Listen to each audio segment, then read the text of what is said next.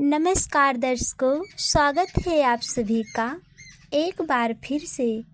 भगवान श्री कृष्ण की मृत्यु कैसे हुई, इसका रहस्य इस कहानी में छुपा है, इसलिए वीडियो को शुरू से लेकर अंत तक देखना।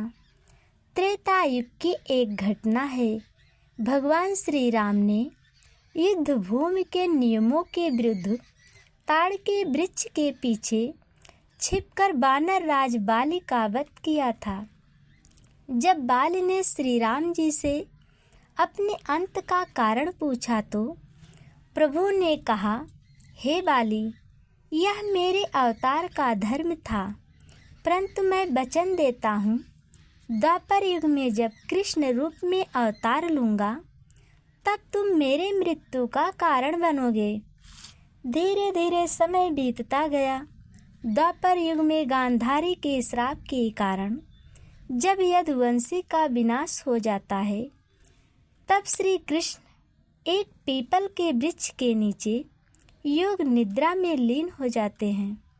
उसी समय जरा नामक एक बहेलिया, जो पूर्व जन्म में बाली राज था, उन्हें देखता है। प्रभु के लाल तलवे को देखकर हिरण की आँख समझकर वह बाण चला देता है।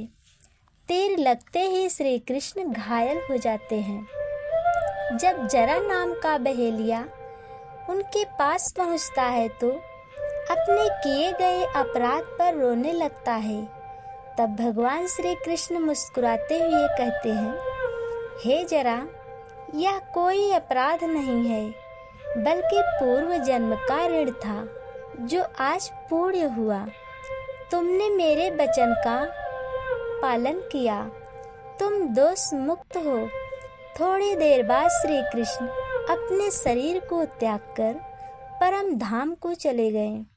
भगवान श्री कृष्ण के शरीर त्यागने की बात जब पांडव सुनते हैं तो द्वारका पहुंचकर उनका अंतिम संस्कार करते हैं।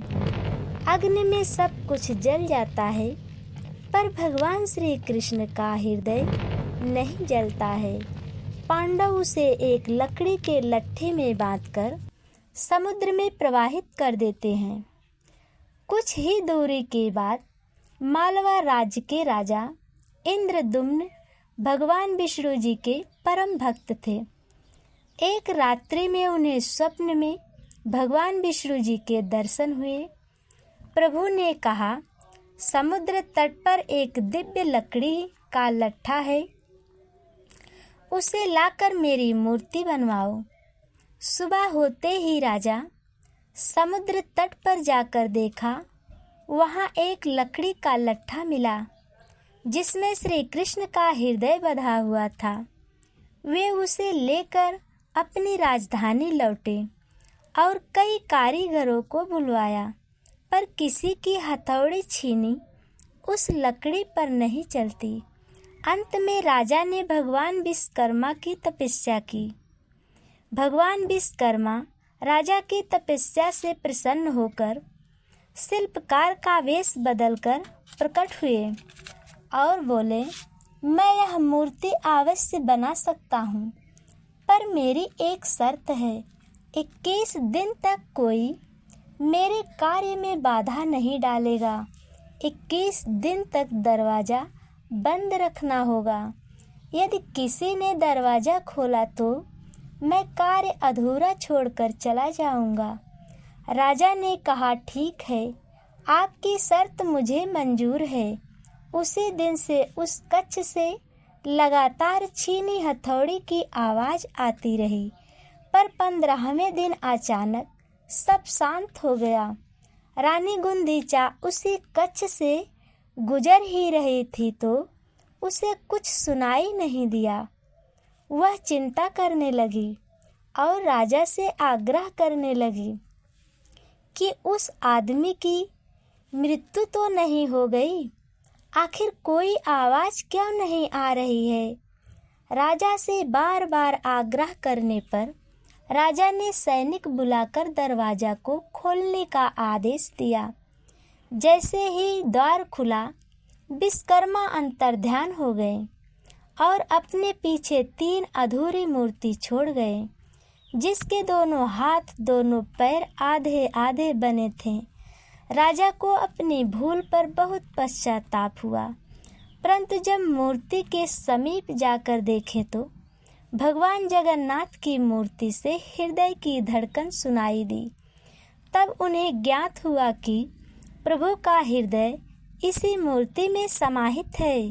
इस मूर्ति की स्थापना जगन्नाथ धाम में की गई। यह परंपरा आज भी जीवित है।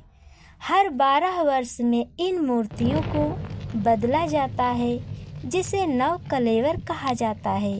इस परंपरा के अनुसार पुरानी मूर्तियों से ब्रह्म तत्व निकालकर नई मूर्ति में डाला जाता है। पुजारी बताते हैं कि यह ब्रह्म तत्व आज भी जीवित है। एक मूर्ति से दूसरे मूर्ति में डालते समय पुजारी की आंखों पर पट्टी बांधी जाती है। जो इसे देख लेता है उसकी मृत्यु हो जाती है। स्थानांतर करते समय अंधेरा कर दिया जाता है ताकि किसी की नज़र ना पड़े। दर्शकों, भगवान जगन्नाथ का हृदय आज भी उस मूर्ति में धड़कता है। यह कथा आपको कैसी लगी? लाइक और सब्सक्राइब जरूर करना। कमेंट में जय श्री कृष्ण अवश्य लिखना।